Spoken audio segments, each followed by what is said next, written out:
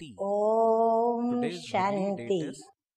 आज की तारीख है 6/8/17 और आज हम सुनेंगे फिर से प्राण प्यारे अव्यक्त मूर्तधारी अव्यक्त बाप दादा की ज्ञान मुरली। तो रिवाइज कोर्स की तारीख है 2/5/82 और आज की ज्ञान मुरली का शीर्षक है विशेष जीवन कहानी बनाने का आधार सदा चढ़ती कला। मीठे मीठे बाप दादा कहते हैं कि बाप दादा हर एक बच्चे की जीवन कहानी देख रहे हैं, क्योंकि किस बच्चे ने कितनी चढ़ती कला की तो उस चढ़ती कला के आधार पर उनकी जीवन कहानी बनती जाती है और आगे बढ़ती जाती है। तो बाप दादा हर एक बच्चे की जीवन कहानी देख रहे हैं। हर एक की जीवन कहानी में क्या क्या तकदीर की रेखाएं रही हैं, सदा एक रस उन्नति की और जाते रहते हैं व उतराई और चढ़ाई में चल रहे हैं। बाबा कहते बाबा देख रहे हैं हर एक की भाग्य की रेखाएं, एक रस उन्नति की और जा रही हैं रेखाएं व फिर उतराई और चढ़ाई में चल रही हैं। ऐसे दोनों प्रकार की लकीर अर्थात जीवन की लीला दिखाई दी। कहाँ तो वो एक रस दिखाई पड़े और कहाँ उतराव चढ़ाव जीवन के अंदर आते गए, वो देखा बाबा ने। जब चढ़ाई के बाद किसी भी कारणवश चढ़ती कला के बजाय उतरती कला में आते हैं तो उतरने का प्रभाव भी अपनी तरफ खींचता है। उतरते जाते हैं ना, तो फिर वो प्रभाव जब खींचता है तो स्थिति क्या होती है कि एक बार एक नेगेटिव संकल्प आया, माना उतरती कला हुई, फिर नेगेटिव के ऊपर नेगेटिव नेगेटिव नेगेटिव संकल्प आते ही जाते आते ही जाते आते ही जाते। ऐसे ही व्यर्थ संकल्प चलते तो एक व्यर्थ के पीछे अनेक बीती हुई बातों के भी जो व्यर्थ संकल्प है वो आगे बढ़ते जाते हैं। तो बाबा कहते वो भी उतरती कला भी क्या करती है, अपनी तरफ खींचती है। जैसे बहुत काल की चढ़ती कला का प्रभाव बहुत काल की प्राप्ति कराता है। सहज योगी जीवन वाले सदा बाप के समीप और साथ की अनुभूति करते हैं। लेकिन बाबा कहते जो बाबा को समीप अनुभव करते हैं या जो योगी जीवन वाले हैं, उन्हें सदा क्या होता है, बाबा के साथ की, कि बाबा मेरे साथ है, मेरा साथी है, मेरे अंग संग है, ये उनको अनुभूति होती है। तो योगी जीवन वाले सदा बाप के समीप और साथ की अनुभूति करते हैं। अब हर एक अपने दिल दर्पण में देखें, स्वयं से पूछें कि मुझे सदा बाप की समीपता और साथ और साथीपन की अनुभूति होती है। अगर होती है तो मेरा जीवन योगी जीवन है। सदा स्वयं को सर्व शक्तियों में मास्टर समझने से सहज स्मृति स्वरूप हो जाते हैं। यदि ये नशा हो कि मैं किसकी संतान हूँ, तो बाबा कहते स्वयं को मास्टर समझने से, यानी परमपिता परमात्मा के जो भी गुण हैं, शक्तियाँ हैं, तो मैं भी मास्टर गुणों का सागर हूँ, मैं भी मास्टर सर्वशक्तिमान हूँ। तो मास्टर समझने से बाबा कहते हैं स्मृति, जो हमें पॉजिटिव स्मृतियाँ आनी चाहिए या बाबा की स्मृति रहनी चाहिए, उसमें हम सहज ही स्थित हो जाते हैं। कोई भी परिस्थितियाँ वह परीक्षाएं आते हुए सदा अपने को विघ्न विनाशक अनुभव करते हैं। और ऐसी आत्माएं, बाबा कहते भले उनके सामने कितनी भी परीक्षाएं आ जाए, कैसी भी विपरीत परिस्थितियां आ जाए, लेकिन उनको अंदर में अनुभूति क्या होती है कि मैं तो विघ्न विनाशक हूँ। तो इसीलिए उनको न परिस्थिति हिला सकती है, ना ही उसके अंदर परीक्षा की कोई कमजोरी के संकल्प भी आ सकते हैं।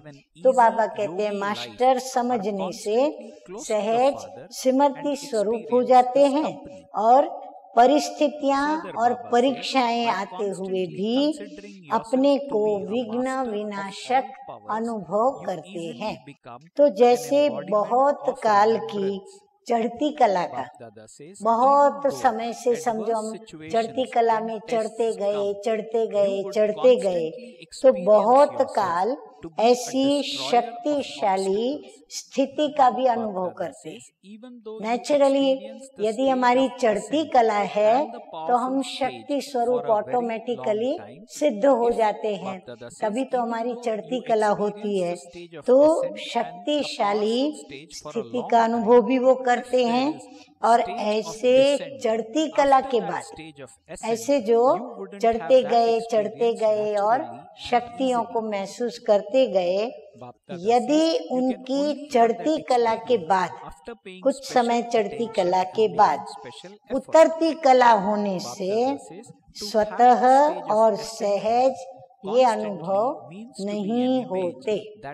बाबा कहते उस समय हुए जब चढ़ती कला में आगे बढ़े, लेकिन जब उतरती कला में आते हैं तो वो जो सुखद अनुभव था वो सुखद अनुभव फिर नहीं होता। लेकिन विशेष अटेंशन, विशेष मेहनत करने के बाद ये सब अनुभव करते हैं।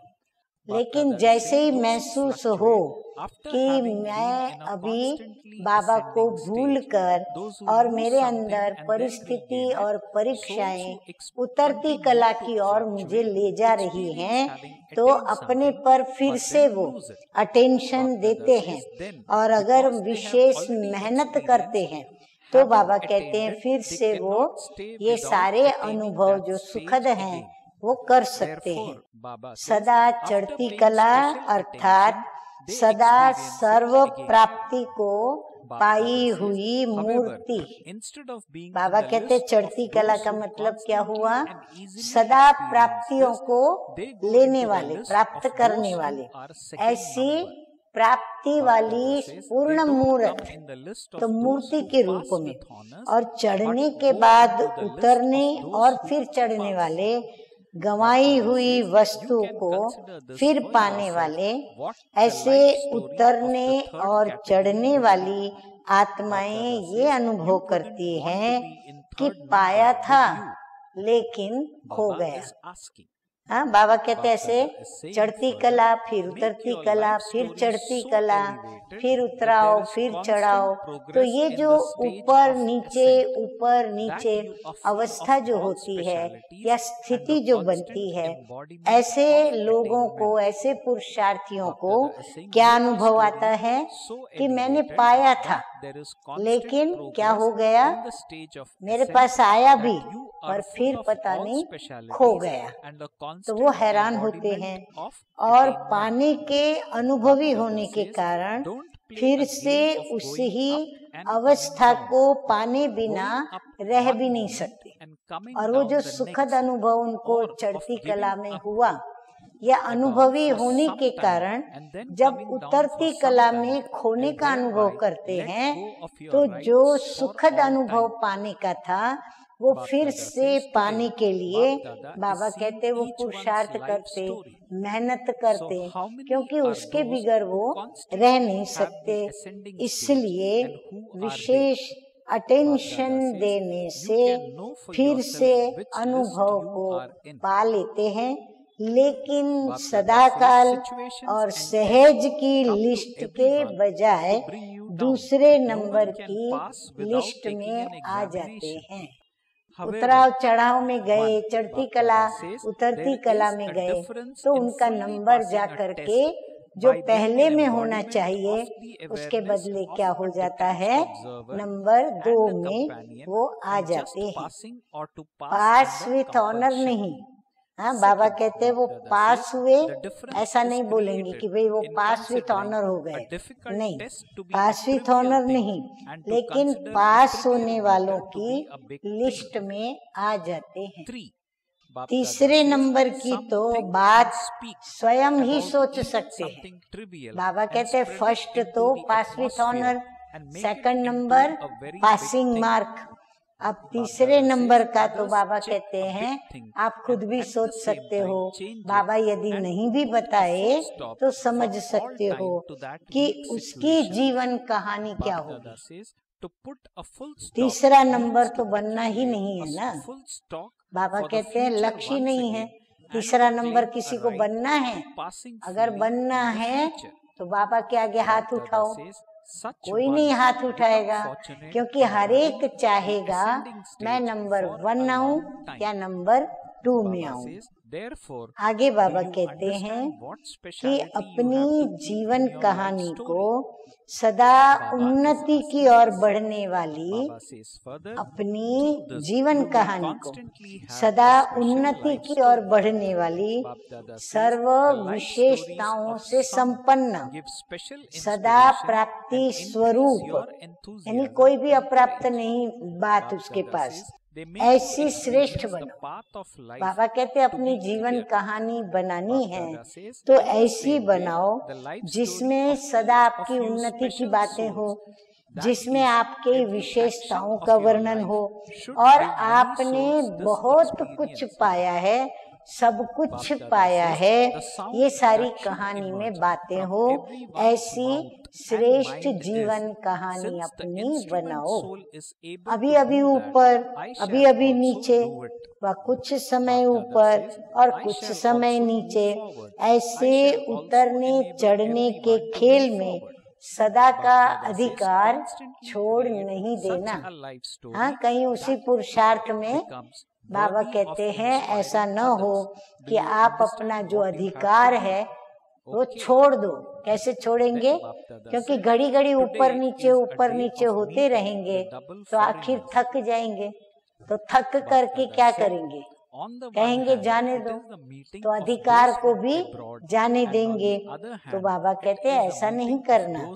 आज बाप दादा सभी की जीवन कहानी देख रहे थे, तो सदा चढ़ती कला वाले कितने होंगे और कौन कौन होंगे? हाँ, बाबा आज वो देख रहे थे। अपने को तो जान सकते हो ना कि मैं किस लिस्ट में हूँ। उतरने की परिस्थितियाँ, परीक्षाएं तो सबके सामने आती है। बिना परीक्षा के तो कोई पास हो ही नहीं सकता। अगर हमको आगे कक्षा में बढ़ना है तो हमें परीक्षा तो देनी ही पड़ेगी। बिना परीक्षा दिए हम चढ़ती कक्षा में जावे, ये तो हो ही नहीं सकता। लेकिन बाबा कहते हैं एक बात, परीक्षा में साक्षी और साथीपन के स्मृति स्वरूप द्वारा फुल पास होना व पास होना व मजबूरी से पास होना, इसमें अंतर हो जाता है। हाँ, एक तो पास विथ ऑनर, फिर पास होना, फिर प्रमोटेड। तो बाबा कहते हैं कि ये अपने को देखना है कि मुझे क्या करना है, किस लिस्ट में आना है, क्योंकि इन तीनों में अंतर हो जाता है। नंबर 2 बाबा बता रहे हैं, बड़ी परीक्षा को छोटा समझना व छोटी सी बात को बड़ा समझना, इसमें अंतर हो जाता है। हाँ, जिस छोटी बात को मैं बड़ा समझती हूँ, जो प्रैक्टिकल में है नहीं, परंतु कोई बड़ी बात को छोटी करता है, तो वो विशेषता है। अब दोनों में अंतर है। ये अंतर कैसे होता है वो भी समझने की बात है। नंबर 3 है, कोई छोटी सी बात को ज्यादा सिमरन, वर्णन और वातावरण में फैलाकर इससे भी छोटे को बड़ा कर देते हैं। और कोई फिर बड़ी को भी चेक किया तो साथ साथ चेंज किया। बाबा कहते अच्छा, फिर कोई बड़ी बात को अगर आपने चेक किया तो चेक करने के बाद क्या करना होता है? बाबा ने हम बच्चों को सिखाया है कि चेक कर बनो और मेकर बनो। चेक करो और चेंज हो जाओ। तो हमको चेंज हो जाना है, तो हम देखें कि मैं चेंज हुई या हुआ, और सदा के लिए कमजोर बात को फुल स्टॉप लगा देते हैं। ये भी देखना है कि जो मेरी कमजोरी मैंने देखी, क्या मैंने उस कमजोर बात को फुल स्टॉप लगाया कि वो वापस आवे ही नहीं। फुल स्टॉप लगाना अर्थात फिर से भविष्य के लिए फुल स्टॉक जमा करना। देखो बाबा कितना अच्छा अर्थ बताया, कितनी अच्छी बात बताई कि फुल स्टॉप लगाना माना फिर से जो भविष्य हम बना रहे हैं उसमें हम अपना फुल स्टॉक जमा करेंगे, चाहे ईश्वरीय संपत्तियों का चाहे स्थूल संपत्तियों का। हमारा स्टॉक वहाँ जमा होता है आगे के लिए फुल पास के अधिकारी बनना। तो ऐसे बहुत काल की चढ़ती कला के तकदीरवान बन जाते हैं। तो बाबा कहते हैं ऐसे जो अटेंशन रखते हैं, प्रैक्टिकल कर्म में चेंज लाते हैं, उनका क्या होता है? फिर वो बहुत काल की चढ़ती कला के तकदीरवान कहलाते हैं। तो समझा जीवन कहानी की विशेषता क्या रखनी है। इससे सदा आपकी विशेष जीवन कहानी हो जाएगी। बाबा कहते हैं इतना जो आपने किया, क्या इससे सदा के लिए आपकी विशेष जीवन कहानी हो जाएगी। जैसे कोई की जीवन कहानी विशेष प्रेरणा दिलाती है। जैसे हम कई बड़े बड़े महान आत्माओं की जीवन कहानियां पढ़ते हैं तो हमें उनसे प्रेरणाएं मिलती है। तो बाबा कहते हैं आपकी भी जीवन कहानी क्या बन जाएगी? अन्य के लिए विशेष प्रेरणादायिनी बन जाएंगी। फिर उत्साह भी वो बढ़ाती है। प्रेरणा तो देती है परंतु प्रेरणा के साथ साथ उत्साह भी दिलाती है, हिम्मत बढ़ाती है। उनका पढ़ते हैं तो स्वयं में भी हिम्मत आती है कि उनके पास भी ऐसी परीक्षा आई, परिस्थिति आई, डगमगाए नहीं और हम डगमगा रहे हैं। क्यों? तो हम उनका रीजन जब जानते हैं तो हम भी अपने अंदर जैसे उत्साह और उमंग महसूस करते हैं, अपने अंदर ताकत महसूस करते हैं। तो ऐसी प्रेरणा दिलाने वाली कहानी उत्साह बढ़ाती है, हिम्मत बढ़ाती है और जीवन के रास्ते को स्पष्ट अनुभव कराती है। हाँ, दिशा एकदम हमें स्पष्ट मिलती है। ऐसे आप हर विशेष आत्मा की जीवन कहानी अर्थात जीवन का हर कर्म अनेक आत्माओं को ऐसे अनुभव कराए। सबके मुख से मन से यही आवाज निकले कि जब निमित्त आत्मा ये कर सकती है तो हम भी करें। बाबा कहते इतना अपने को तैयार करो जो आपको कोई भी देखे तो उसमें हिम्मत आ जावे, उत्साह आ जावे, उमंग आ जावे कि हमारे निमित्त ये कर सकते हैं तो हम क्यों नहीं कर सकते। तो करने की ताकत आ जाएगी, हम भी आगे बढ़ेंगे, हम भी सभी को आगे बढ़ाएंगे। ऐसी प्रेरणा योग्य विशेष जीवन कहानी सदा बनाओ, सदा के लिए और सदा बनाओ। तो समझा क्या करना है? जीवन कहानी बनानी है। अच्छा, आज तो डबल विदेशियों के मिलन का दिन है। एक तरफ है विदेशियों का और दूसरी तरफ है फिर बहुत नजदीक रहने वाले मधुबन निवासियों का। दोनों का विशेष मिलन है। बाकी तो सब गैलरी में देखने के लिए आए हैं, इसलिए बाप दादा ने आए हुए सब बच्चों का रिगार्ड रखकर मुरली चलाई। देखो बाबा भी हम बच्चों का कितना रिस्पेक्ट करता है, कितना रिगार्ड रखता है। देखा कि बच्चे आए हैं तो इसीलिए बाबा ने खास मुरली चलाई। अच्छा, अब सुनेंगे याद प्यार। सदा मिलन जीवन के सार को जीवन में लाने वाले। ये जो हमारा प्रभु से मंगल मिलन हो रहा है तो उसके सार में जो हमें अनुभव होता है तो बाबा कहते वो जीवन में लाने वाले विशेष इशारों को अपने जीवन का सदा काल का वरदान समझ वरदानी मूर्त बनने वाले। सुनना अर्थात बनना, मिलना अर्थात समान बनना। इस ही स्लोगन को सदा स्मृति स्वरूप में लाने वाले, स्नेह का रिटर्न सदा निर्विघ्न बनाने का सहयोग देने वाले, सदा अनुभवी मूर्त बन सर्व में अनुभव की विशेषता भरने वाले, ऐसे सदा बाप समान संपन्न श्रेष्ठ आत्माओं को बाप दादा का याद प्यार और नमस्ते। हम रूहानी बच्चों का रूहानी बाप दादा को याद प्यार, गुड मॉर्निंग और नमस्ते नमस्ते। अच्छा, अभी हम क्या सुनेंगे? तो बाबा ने महावीर की विशेषता के विषय में कुछ बातें बताई है।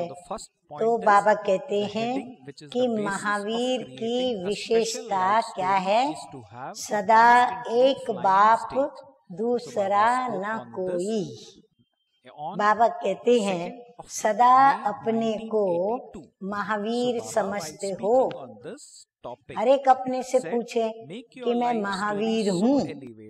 महावीर की विशेषता क्या? जो स्वयं को देखेंगे तो वो एक राम की सिवाय और कोई को भी याद नहीं। उनको एक राम की याद ही रहेगी और कोई की याद नहीं होगी। तो सदा एक बाप दूसरा न कोई, ऐसी स्मृति में रहने वाले सदा महावीर। बाबा कहते हैं कि सदा विजय का तिलक लगा हुआ हो। महावीर माना जिसको सदा विजय का तिलक लगा हुआ ही रहता है। वो योद्धा नहीं होता, युद्ध करके वो सदैव विजयी होता है। जब एक बाप दूसरा न कोई तो अविनाशी तिलक रहेगा। बाबा कहते उन बच्चों का तिलक भी कैसा होता है? अविनाशी होता है, क्योंकि उनकी धारणा में क्या है? एक बाप दूसरा न कोई। तो उनका संसार ही बाप बन गया। एक बाप है उनके लिए, तो उस एक बाप के अंदर सारे संबंध समा जाते हैं, तो उनका वो संसार बन गया। तो बाबा कहते हैं कि संसार में व्यक्ति और वस्तु यही होता है। तो सर्व संबंध जिन्होंने बाप से जोड़े तो उसमें व्यक्ति भी आ गए। बाबा कहते एक से सब संबंध जोड़े तो सभी व्यक्ति उसमें आ गई। और वस्तु वो कैसे आ गई? तो सर्व प्राप्ति बाप से हो गई, तो वो प्राप्ति में सारी वस्तुएं भी आ गई। सुख, शांति, ज्ञान, आनंद, प्रेम, सर्व प्राप्तियां हो गई। बाबा कहते स्थूल सूक्ष्म जीवन में सर्व प्राप्तियां हो गई। जब कुछ रहा ही नहीं तो बुद्धि और कहाँ जाएगी? न व्यक्ति रही, न प्राप्त करने के लिए कोई वस्तु रही, क्योंकि सर्व प्राप्तियां एक बाप में सर्व संबंध जोड़ने से प्राप्त हो गई। तो बाबा कहते जब कुछ रहा ही नहीं तो बुद्धि और कहाँ जाएगी, जा ही नहीं सकती है। अच्छा, अभी हम क्या सुनेंगे फिर? वरदान। तो वरदान है पुराने संसार, हाँ, वर्तमान समय संसार भी कैसा हो गया है, तमो प्रधान, कलह युग का अंत, पुरानी दुनिया। तो पुराने संसार और संस्कारों की आकर्षण से, संसार में भी कई बातें हैं जिनकी आकर्षण होती है या हो सकती है। तो पुराना संसार, फिर पुराने संस्कार स्वयं के, अन्य आत्माओं के, तो उनकी आकर्षणों से जीते जी मरने वाले, यानी उनके आकर्षण में आकर्षित नहीं होते, ऐसे मरने वाले यथार्थ मर जीवा भव। बाबा कहते हैं न संसार की आकर्षण में आना है, न स्वयं के भी पुराने संस्कारों की आकर्षण में फेल होना है, लेकिन क्या करना है, जीते जी मर करके मरजीवा बन जाना है और विजयी बनना है। आगे बाबा कहते हैं कि यथार्थ जीते जी मरना, हाँ, किसको कहा जाता है? यथार्थ जीते जी मरना अर्थात सदा के लिए पुराने संसार व पुराने संस्कारों से संकल्प और स्वप्न में भी मरना। स्वप्न भी नहीं आना चाहिए, संकल्प की बात तो छोड़ो, लेकिन स्वप्न में भी जो संकल्प अंदर रह जाते हैं वो स्वप्न में आ जाते हैं। तो वो स्वप्न में भी बाबा कहते मर जाना, स्वप्न भी नहीं आना चाहिए। मरना माना परिवर्तन होना। जब कोई शरीर छोड़ता है, मर जाते हैं, तो फिर उनको नई बॉडी मिलती है, नया शरीर मिलता, नया घर, नए मित्र संबंधी, सब कुछ उसको नया मिलता है। तो मरना माना परिवर्तन होना। उन्हें कोई भी आकर्षण अपनी ओर आकर्षित नहीं कर सकते। पुराने संबंधी या पुराने घर की बातें, वस्तुएं, बाबा कहते हैं उनको फिर वो आकर्षित नहीं कर सकती। वो कभी भी ये नहीं कह सकते कि क्या करें, चाहते तो नहीं थे लेकिन हो गया। ये बोल क्या है? पुराने संस्कारों की आकर्षण। तो बाबा कहते उसमें भी वो नहीं आएंगे। अगर आ जाते तो उनके बोल क्या निकलते हैं कि क्या करें, हम चाहते तो नहीं थे लेकिन हो गया। जैसे उनको भी पता नहीं चला, ऐसे हो गया। ऐसे तो हो नहीं सकता है। कई बच्चे जीते जी मरकर फिर जिंदा हो जाते हैं। हाँ, कई ऐसे कीड़े भी होते हैं जिनको कितना भी मारो, आधा मारने के बाद भी वो जिंदा रहता है, आधा कटने के बाद भी वो जिंदा रहता है। तो बाबा कहते हैं कई बच्चे ऐसे भी हैं जो जीते जी मरकर फिर जिंदा हो जाते हैं। रावण का एक सिर खत्म करते, देखो बाबा बड़ी अच्छी बात बता रहे हैं। रावण के 10 शीश दिखाते हैं। तो 10 शीश में कमाल क्या होती थी कि रावण का एक सिर खत्म करते तो दूसरा आ जाता, तुरंत उसकी जगह दूसरा आके भर देता था। लेकिन फाउंडेशन कोई खत्म कर दो तो रूप बदल करके माया वार नहीं करेगी। स्लोगन है सबसे लकी वो है कौन? सोचिए, जवाब दीजिए। आप ही तो हैं, बताइए कौन सी विशेषता है आपकी? सबसे लकी वो है जो याद, किसकी याद? एक बाबा की याद, अनेकों की याद नहीं, देहधारियों की याद नहीं, व्यक्तियों की भी याद नहीं।